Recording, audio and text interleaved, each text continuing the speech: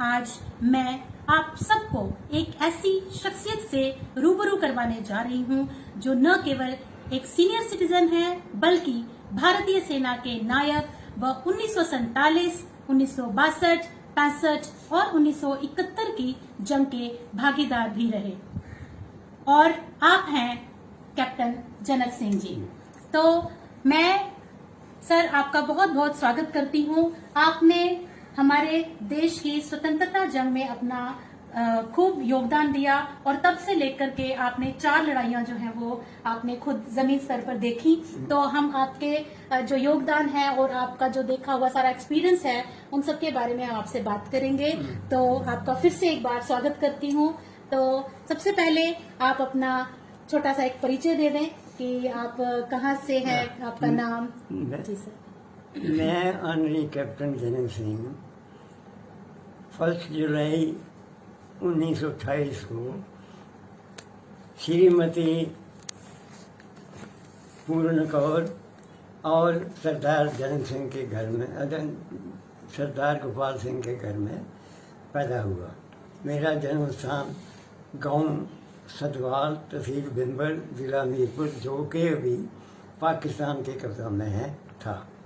और school education पूरी करने के बाद मैंने अम्बाला जाकर खुद, उस वक्त पाकिस्तान का एरिया जो साथ लगता था वो था गुजरात डिस्ट्रिक्ट पाकिस्तान, और गुजरात रेलवे स्टेशन से गाड़ी पर बैठकर अम्बाला छोड़ी किया। और वहाँ मेरे ताया का एक लड़का था जो कि अच्छा हॉकी का भी खिलाड़ी था, और उसने कहा कि आप फौज में भर्ती हो जाओ, क्योंकि उस समय सबसे ज़्यादा जो हमारे एरिया से लोग थे वो आर्मी में ही थे। नेवी और एयरफोर्स में कहीं कहीं कोई भर्ती हुआ था। तो मैं वहाँ भर्ती हो गया 25 मई 1946 को। और उस वक्त मेरी उम्र जो है 18 साल से भी कोई 5 हफ्ते कम थी। उस समय 17.5 साल का भर्ती होने का आर्डर था। तो भर्ती हो गया, और भर्ती होने के बाद अपनी ट्रेनिंग हासिल की, बेसिक ट्रेनिंग जो कि हर सिपाही को दी जाती है। हासिल करने के बाद अपना काम जो है वो करना शुरू कर दिया। जी सर। अच्छा, ठीक। तो आपने आर्मी, इसका मतलब आपने फिर 47 की लड़ाई जो है वो, हाँ, 1947 में लड़ाई भी देखी, बल्कि खुद भी जो गुजरात के अटैक थे उसमें फंस गए। अम्बाला से हमारे कमांडरों ने कहा कि जो अपने घर वालों को निकाल सकते हैं वो जाकर निकाल लाओ। कुछ उन्होंने जगह जगह के लिए गाड़ियाँ भी दी, लेकिन हर जगह पर गाड़ी पहुंचनी जो है मुश्किल थी। सड़कें नहीं थी, जंगलात के लिए भी थे। तो आपने पता किया, और घर वाले जिस जगह पर इकट्ठे थे उस जगह पर गए, वहाँ ले जाके उनका पता किया। लेकिन पता क्या करना था कि खुद गुरेलाल के अटैक में फंस गए। गुरेलाल ने अटैक करने शुरू कर दिए, और गुरेलाल के अटैक में जगह जगह पर अटैक हुए। फिर हम जो है पहले जम्मू की ओर को चले, लेकिन आगे से बड़ा ज़बरदस्त अटैक हुआ। फिर वापस जाना पड़ा। वापस जाके फिर नौशहरा की साइड से जो रास्ता एक पैदल जाता था, उस रास्ते पर एक बहुत बड़ा काफिला आया, और वो आके नौशहरा के पास पहुंचा, सड़क के ऊपर। नौशहरा के ऊपर सड़क पहुंचने के बाद वहाँ आर्मी अपनी थी। पहले तो शक पड़ा कि कहीं पाकिस्तान की आर्मी ना हो, लेकिन जब हमने सिख फौजी देखे तो हमने कहा कि ये तो अपनी आर्मी है। वहाँ पहुँचे, वहाँ आर्मी ने उन लोगों को खाने का बंदोबस्त भी किया और सहायता भी दी, और यहाँ तक कि जम्मू तक पहुँचाने का बंदोबस्त भी किया। जब जम्मू में पहुँच गए तो फिर अपने अपनी तरफ को जैसे लोग आए वैसे वहाँ गए और अपने अपने काम पर चले गए। ठीक सर। तो सर आप गुरिल्ला कह रहे हैं कि गुरिल्ला वॉर हुई। सर नाम गुरिल्ला क्यों पड़ा, मतलब गुरिल्ला अटैक हम क्यों कहते हैं, कुछ आइडिया बताया? वो जो लड़ाई है, जी जी जी, उस अटैक को, लड़ाई को गुरिल्ला वार कहते हैं। अच्छा। वो अटैक करते हैं गुरुदेव की तरह अच्छा, घुस जाना ठीक, और ठीक। मारपीट जो है हाँ, करना हाँ, और जान मार देना। मतलब गुरिल्ला की जो कैरेक्टरिस्टिक्स होती हैं तो उसी की कैरेक्टरिस्टिक को उन्होंने अपनाया हाँ। तो इसलिए उसका नाम पड़ा। और इसीलिए उसका नाम जो है गुरिल्ला गुरिल्लाबाद पड़ा। ठीक ठीक। तो वो गुरिल्ला समझते थे आसान काम था उनके लिए, हाँ। घुस जाते थे बीच में, तो गुरिल्लाबाद शुरू हो गई थी। ठीक। और उस गुरिल्लाबाद में ही फंसे हुए फिर लोग कई जगह मारे भी गए। बहुत सारे रिश्तेदार वगैरह हमने देखा। एक सरदार था गंडा सिंह, ठीक उसका उसके दो भाई, ठीक। एक भाई कैप्टन था हरि सिंह, ठीक। दूसरा भाई कैप्टन करण सिंह, ठीक और उसका जवाई जो था मेजर वजीर सिंह था, फौज में थे। ठीक लेकिन वहाँ वो ऐसी जगह पर पहुंचे कि कोई वहाँ दास पहुंचनी जो है मुश्किल थी। जो साथ थोड़ी ज्यादा राजे की फौज थी, कोई 2-4 आदमी रह गए थे, बाकी जगह जगह पर मारे गए थे, ठीक तो वो कुछ नहीं कर सके। ठीक। और वहाँ बहुत सारे लोग मारे गए, और जो निकल आए आगे वो बच गए। ठीक। तो मतलब आम जनता को बहुत परेशानी है। आम जनता को बहुत परेशानी परेशानी। थी, खाने की तो परेशानी सर थी। जैसे कुछ लोग, कुछ के रिश्तेदार पाकिस्तान में ही रह गए, कुछ कुछ रह के गए। इधर रह गए, तो फिर वो बाद कुछ में कुछ जो भी हमारे काफिले से कुछ लोग निकले। एक आदमी कहने लगा कि मैं इस एरिया का बहुत जानकार हूँ, ठीक। तो मैं नौशहरा ले जाऊंगा ठीक एकदम। लेकिन वो ऐसा भूला कि वो रास्ता ही भूल गया। रास्ता भूल गया तो वो सारे के सारे उनके काफिलों के आके चढ़ गए, जो कि काफिले उस वक्त मारपीट कर रहे थे। तो उनकी मारपीट में फंसने के बाद उन्होंने क्या किया कि जैसा कि बुराई चढ़ती है, जितने जेंट्स थे जी।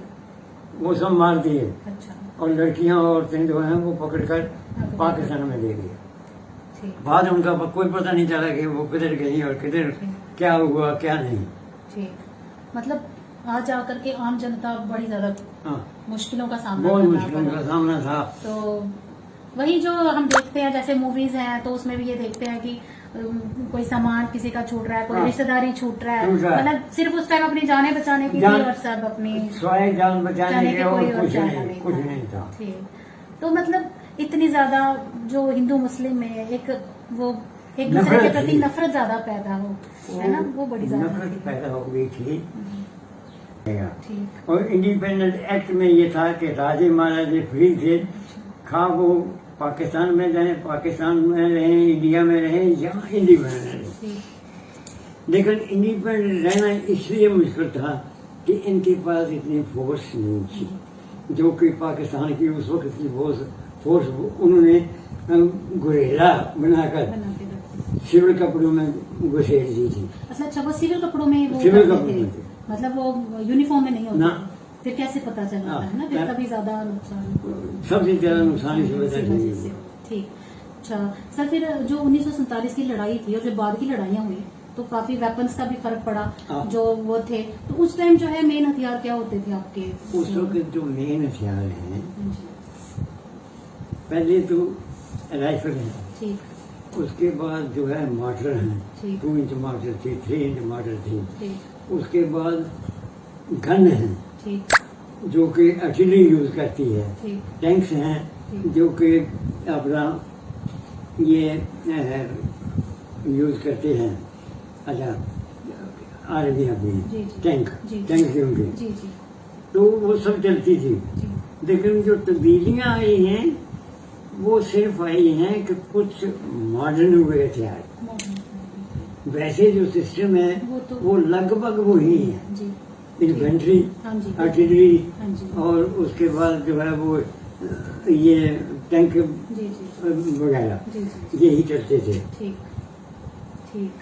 तो सर तब की लड़ाइयों में, आपकी लड़ाइयों में तो जमीन आसमान का फर्क हो गया। अब तो न्यूक्लियर वॉर्स हो गए हैं। हाँ। तो अब तो जो एक भी वो डाल दें तो सब हाँ, तबाही, अभी तो बहुत फर्क आ बहुत गया। फर्क पड़ गया।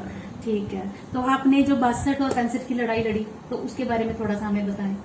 जो 62 की लड़ाई हुई जी उस वक्त इंडिया को कुछ इतना पता नहीं था कि चाइना इतना धोखा देगा। जी जी चाइना के साथ दोस्ती बिताते थे, ठीक और अपने प्राइम मिनिस्टर नेहरू जी चौवन लाई के साथ बड़ी दोस्ती रहते थे। ठीक। लेकिन उन्होंने धोखा किया, धोखा करके खासकर north east frontier agency Assam से आगे का एरिया जो है ठीक। वहाँ जो है अटैक करके कब्जा कर लिया। ठीक। चाइना ने। बाद में अंग्रेज़ों ने और ब्रिटिश ने, अमेरिकनों ने ये पाकिस्तान को कहा कि आप लड़ाई में हिस्सा नहीं लेना, नहीं तो आपको नुकसान होगा। उनकी तरफ से यकीन मिलने पर कि पाकिस्तान अटैक नहीं करेगा तो इन्होंने थोड़ा उसका सामना किया और कुछ गिलगित वगैरह के एरिया में कामयाबी भी हासिल की। ठीक। तो ऐसे ही 1975 पहले नंबर पर